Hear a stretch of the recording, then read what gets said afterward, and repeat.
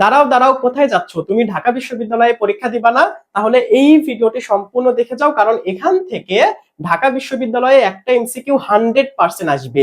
আর এই যে দেখতে পাচ্ছ ফিগার অফ স্পিচ, এইটা আমি আজকে একদম ইজি ওয়েতে সুন্দরভাবে ব্যাখ্যা করে দিব, এবং এই ক্লাসটি করার পর ফিগার অফ স্পিচ তোমার কাছে জাস্ট পানি হয়ে যাবে। এবং বিগত বছরগুলোতে ঢাকা বিশ্ববিদ্যালয়ে এই টপিক থেকে যে এমসিকিউ গুলা এসেছে এইগুলো আমি কিন্তু দেখাবো। এইগুলা তুমি জাস্ট কয়েক সেকেন্ডের মধ্যে সলভ করতে পারবে, মানে তুমি জাস্ট দেখা মাত্রই চোখের পলকে সলভ করতে পারবে। এইভাবে আজকে আমি ফিগার অফ স্পিচটা দেখাবো, তুমি জাস্ট আমাদের ক্লাসটি সম্পূর্ণ দেখবা। আর তোমার জন্য একটা সুখবর আছে, আমি কিন্তু ফ্রিতে লাইভ ক্লাস নিচ্ছি। ওই ক্লাসগুলো তুমি যদি করতে চাও তাহলে আমাদের এই ভিডিওটি শেয়ার করে কমেন্টে ইন্টারেস্টেড লিখবা। চলো দেখি। সো ফিগার অফ স্পিচের মধ্যে সবার আগে আমরা দেখবো সেটা হচ্ছে এই যে দেখতে পাচ্ছ মেটাফর এবং সিমিলি। এই দুইটা একদম পানির মতো সোজা, বাট একটা মজার বিষয় হচ্ছে তোমরা এই দুইটা নিয়ে কনফিউশন ফেস করো, বাট এটার মতো সহজ আর একটাও নাই। দেখো, এই যে দেখতে পাচ্ছ মেটাফর, এটা মানে তুলনা করা। আবার দেখতে পাচ্ছ সিমিলি, এইটা মানে তুলনা করা। মানে দুইটা মানে বুঝায় যে দুইটা জিনিস থাকবে, ওই দুইটা জিনিসকে নিয়ে তুলনা করা বুঝাবে। এখন তোমরা বলতে পারো যে ভাইয়া, মেটাফর মানে তুলনা করা, সিমিলি মানে তুলনা করা, তাহলে আমি বুঝবো কিভাবে যে কখন সিমিলি হবে কখন মেটাফর হবে? এটা কিন্তু একটা কোশ্চেন, তাই না? খুবই সহজ এটা বোঝা। দেখো, যখন তুলনা করা বোঝাবে এবং সেখানে যখন এই যে অ্যাজ অথবা লাইক থাকবে, যদি অ্যাজ অথবা লাইক থাকে তখন সেটা হবে সিমিলি। অ্যাজ আর লাইক যদি না থাকে তখন সেটা হবে মেটাফর। কথা ক্লিয়ার হয়েছে? বাট দুইটা মানে কিন্তু তুলনা করা বোঝাবে। যেমন এই এমসিকিউটা দেখো, মানে এমসিকিউ বলতেছে, এক্সাম্পলটা দেখো। এখানে বলছে টাইম ইজ মানি। দেখো এখানে কিন্তু টাইমটাকে তুলনা করা হচ্ছে মানির সাথে। তার মানে দুইটা আলাদা জিনিস আছে, তুলনা করা হচ্ছে। আর তুলনা করা হলে কি হয় বলতো? মেটাফর হবে অথবা সিমিলি হবে।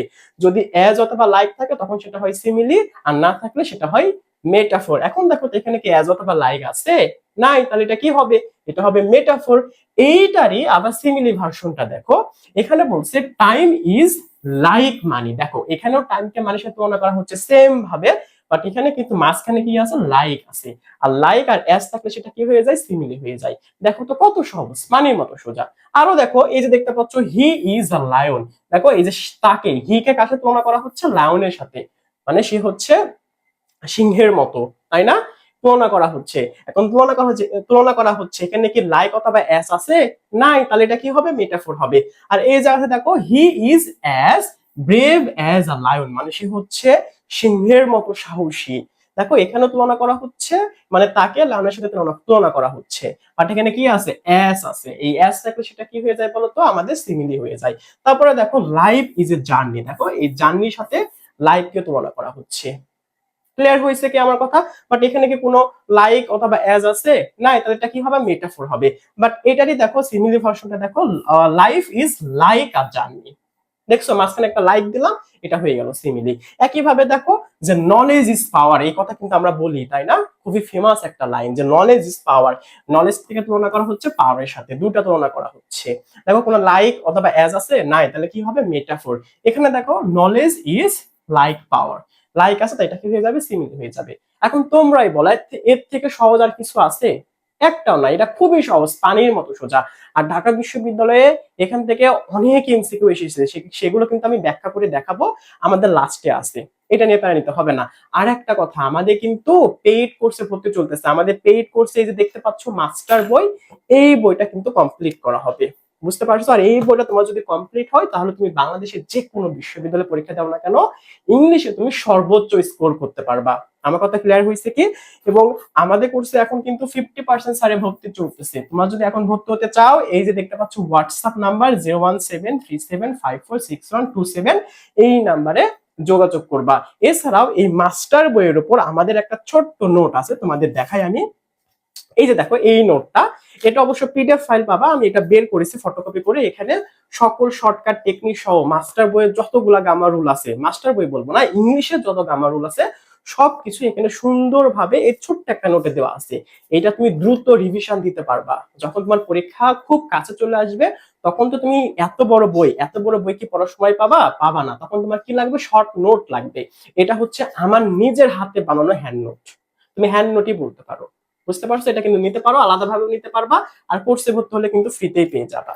সো এরপরে আমরা পরবর্তীটা দেখবো। চলো দেখো, আমাদের তো দুইটা আমাদের বুঝতে পারছি তাই না যে সিমিলি আর মেটাফোর এই দুটা খুবই সহজ, পানির মতো সোজা, এটা নিয়ে কোনো কনফিউশন নাই। সো পরবর্তীতে যাই চলো, এখানে কি বলছে দেখো, এখানে বলছে পার্সোনিফিকেশন, তারপরে আছে অক্সিমরন, তারপরে দেখো এখানে হাইপারবোলে এবং এক্সাজারেশন, তাই না?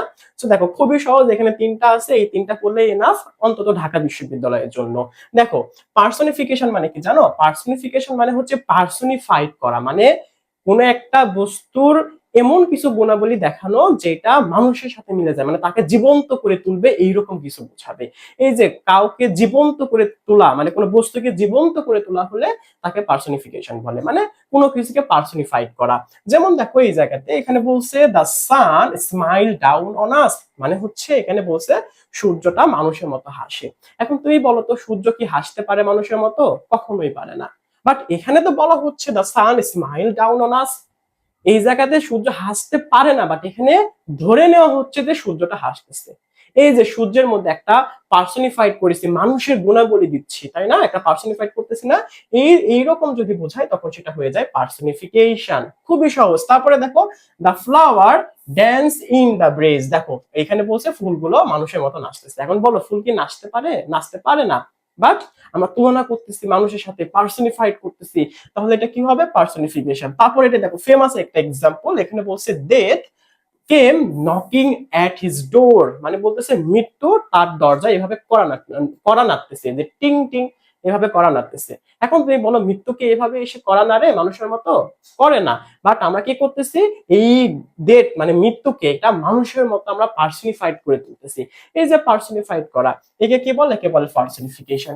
কত সহজ, পানির মতো সোজা, এর থেকে সহজ কিছু আছে? তারপরে দেখো অক্সিমরন। অক্সিমরন কি জানো? দুইটা বিপরীত ওয়ার্ড যদি পাশাপাশি বসে তখন তাকে বলা হয় অক্সিমরন, মানে দুইটা বিপরীত ওয়ার্ড। দেখো এই যে এই এক্সাম্পলটা দেখো, এখানে বলছে রেগুলারলি ইররেগুলার, মানে বুঝাতে সে এতটাই ইররেগুলার যে সে রেগুলারলি মানে নিয়মিত ইররেগুলার। বুঝতে পারছো?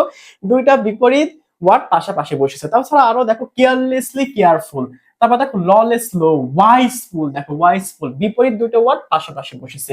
ওপেন সিক্রেট, দেখো ওপেন মানে খোলা, সিক্রেট মানে সিক্রেট, তাই না? দেখো দুইটা পাশাপাশি বিপরীত ওয়ার্ড পাশাপাশি বসেছে। তারপরে দেখো টেরিবল বিউটি, দেখো টেরিবল মানে কি? ভয়াবহ, বিউটি মানে কি? সৌন্দর্য, বিপরীত ওয়ার্ড, তাই না? বা টেরিবল বিউটি মানে কি জানো?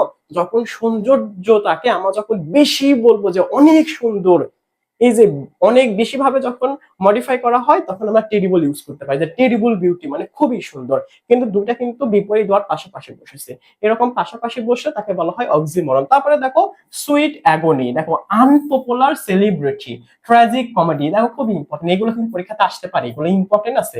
দেখো যে টেরিবল বিউটি, আনপপুলার সেলিব্রিটি, এইটা ইম্পর্টেন্ট, এই যে এটাও ইম্পর্টেন্ট, ওয়াইসফুল ইম্পর্টেন্ট, রেগুলারলি ইররেগুলার, এগুলো যেগুলো ইম্পর্টেন্ট সেগুলোই আমি দিয়েছি, এগুলো পরীক্ষাতে চলে আসতেই পারে, বলা যায় না। সো এটাও হয়ে গেল। তারপরে দেখো হাইপারবোলে এবং আরেকটা হচ্ছে এক্সাজারেশন, তাই না? এটার বাংলা মানে হচ্ছে অতিরঞ্জিত করা। এখন তোমরা বলো তো অতিরঞ্জিত মানে কি?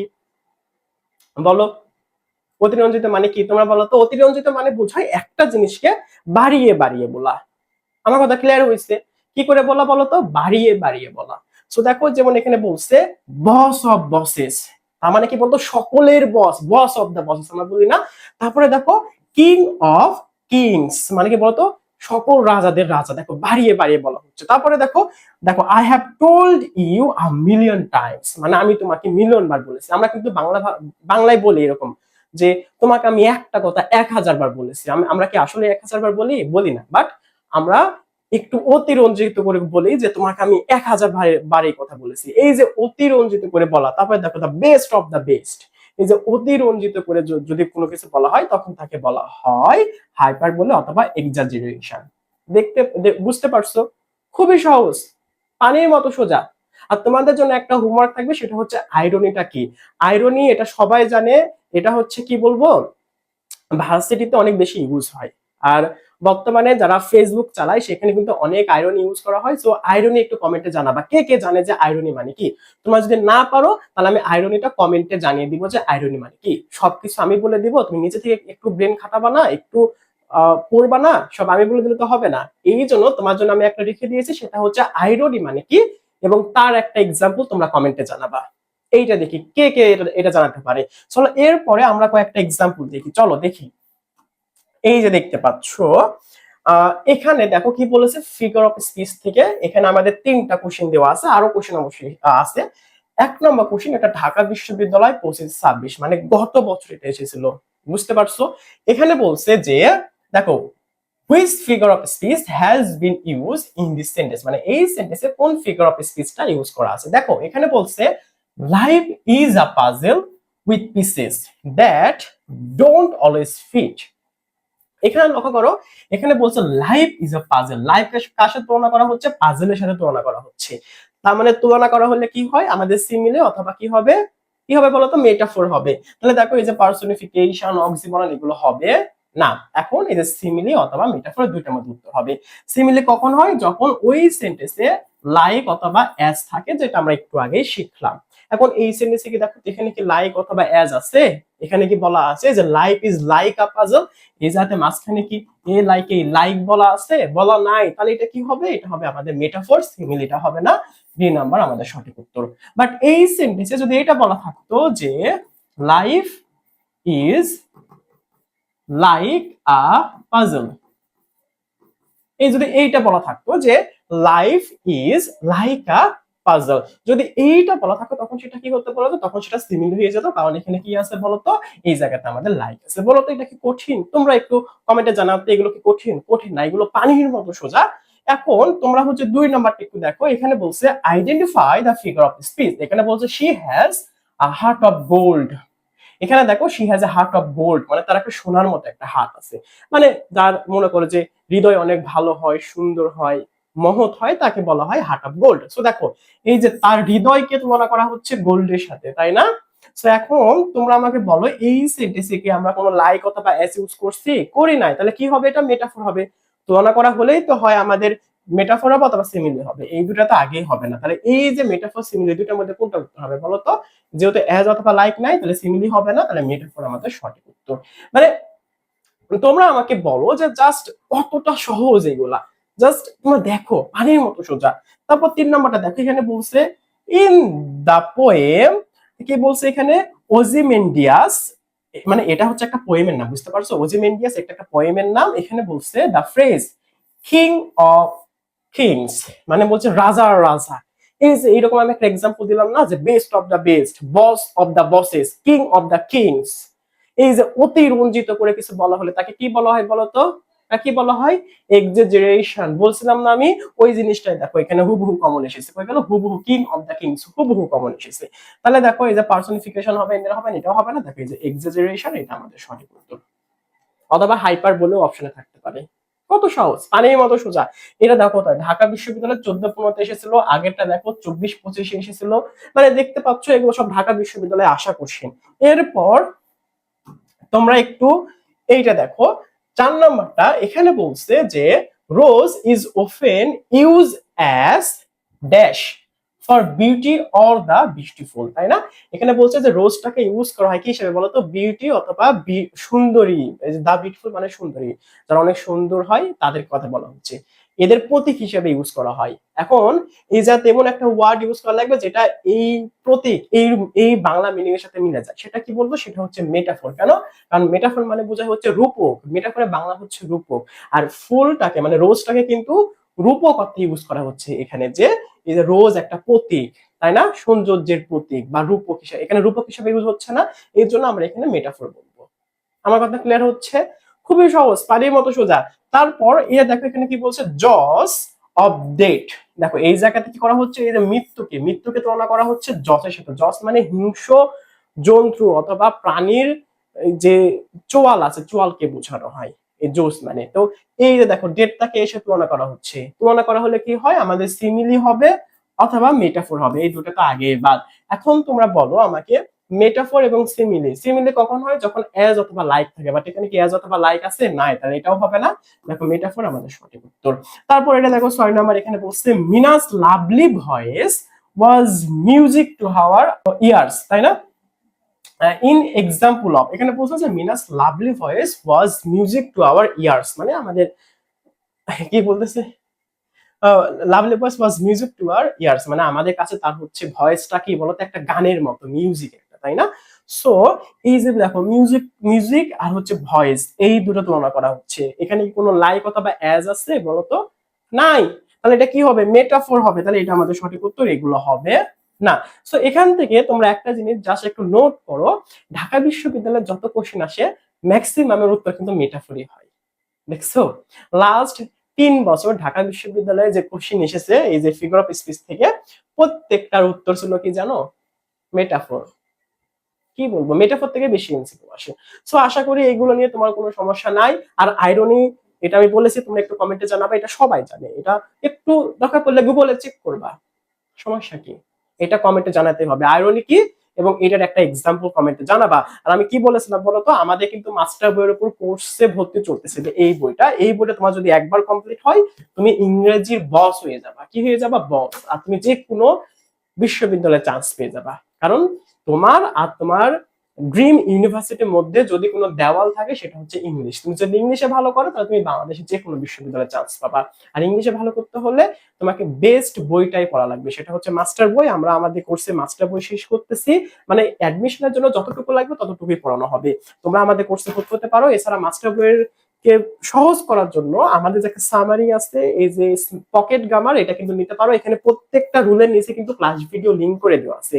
যদি কোনো রুল বুঝতে না পারো ওই লিংকে ক্লিক করে তোমরা ভিডিও দেখতে পারবা। বুঝতে পারছো কত অ্যাডভান্স, তাই না? একদম স্মার্ট। আর নাম হচ্ছে স্মার্ট পকেট গামার, যেমন নামও যেরকম কাজও সেরকম। এটা কিন্তু নিতে পারো। আর আমাদের কোর্সে ভর্তি হতে চাইলে এই যে হোয়াটসঅ্যাপ নাম্বার, এই নাম্বারে যোগাযোগ করবা। তোমাদের আরেকটা জিনিস দেখাই যে তুমি তুমি হচ্ছে কি কি পড়তে পারবে, মানে আমাদের কোর্সে কি কি পড়ানো হবে সেটা একটু দেখাই। দেখো, দেখো আমাদের কিন্তু এই যে দেখো অ্যাডমিশন ফাউন্ডেশন ব্যাচ, আমাদের কিন্তু বেসিক থেকে পড়ানো হচ্ছে, তোমার ফাউন্ডেশন কিন্তু অনেক স্ট্রং হয়ে যাবে। সো আমাদের ইংলিশ কোর্স, আমাদের শুধুমাত্র ইংলিশের জন্যই। সো ইংলিশ কোর্স দেখো কি কি পড়ানো হচ্ছে, তুমি এটা স্ক্রিনশট দাও তো সবাই। আমি একটু সাইটে আসলাম, হয়েছে বলো? হ্যাঁ। তো দেখো এই যে দেখতে পাচ্ছ, এই যে 27টা টপিক তুমি যদি ভালো মতো কভার করতে পারো তাহলে তুমি বাংলাদেশের যে কোনো বিশ্ববিদ্যালয়ে চান্স পাবা, যে কোনো। আর আমরা এই 27টা টপিকই খুব সুন্দর করে কভার করব। সো আমাদের কোর্সে ভর্তি হতে চাইলে কি করতে হবে? এই যে হোয়াটসঅ্যাপ নাম্বার, এটা এই নাম্বারে আমাদের সাথে যোগাযোগ করবা, অথবা আমাদের যে পেজ, এই পেজেও মেসেজ করতে পারবা। আর তোমাদের যে একটা হোমওয়ার্ক দিলাম সেটা কি বলতো? আইরনি। এইটা কমেন্টে জানাবা যে আইরনি কি, এটার একটা এক্সাম্পল দিবা। আমি জানি অনেকে জানো না, বাট তোমরা কি করবা? দরকার পড়লে তোমরা গুগল থেকে সার্চ করবা, ওটা সম্পর্কে জানবা, পড়বা, তারপরে হলেও তোমরা আমাকে কমেন্টে জানাবা। এটা তোমার জন্য হোমওয়ার্ক। একটু কাজ করতে হবে। তুমি ঢাকা বিশ্ববিদ্যালয়ে চান্স পাইতে চাও, তুমি যদি এখন থেকে একটু পড়াশোনা না করো, যদি পরিশ্রমী না হও, তাহলে তো হবে না, তাই না? এই জন্যই আমি ওটা পড়াইনি, ওটা তোমাদের আমি কাজ দিয়েছি। এই 5টা দেখাইছি, এই 5টা আমি যে 5টা আজকে ফিগার অফ পিসে দেখালাম, সিমিলি, মেটাফোর, পার্সোনিফিকেশন, তারপরে হচ্ছে কি কি দেখালাম বলতো? এক্সাজারেশন, অক্সিমরন দেখালাম, এই 5টা দেখালাম। এই 5টা পড়লে না, এই 5টা পরে আরেকটা পড়া লাগে, সেটা হচ্ছে আইরনি। এই 6টা পড়লে ঢাকা বিশ্ববিদ্যালয়ের জন্য আর কোনো কিছু পড়া লাগে না। আইরনি তোমাদের জন্য হোমওয়ার্ক। কমেন্টে জানাবা। কোর্সে ভর্তি হতে চাইলে এই যে হোয়াটসঅ্যাপ নাম্বার, এই নাম্বারে যোগাযোগ করবা। আল্লাহ হাফেজ। আসসালামু আলাইকুম ওয়া রাহমাতুল্লাহ।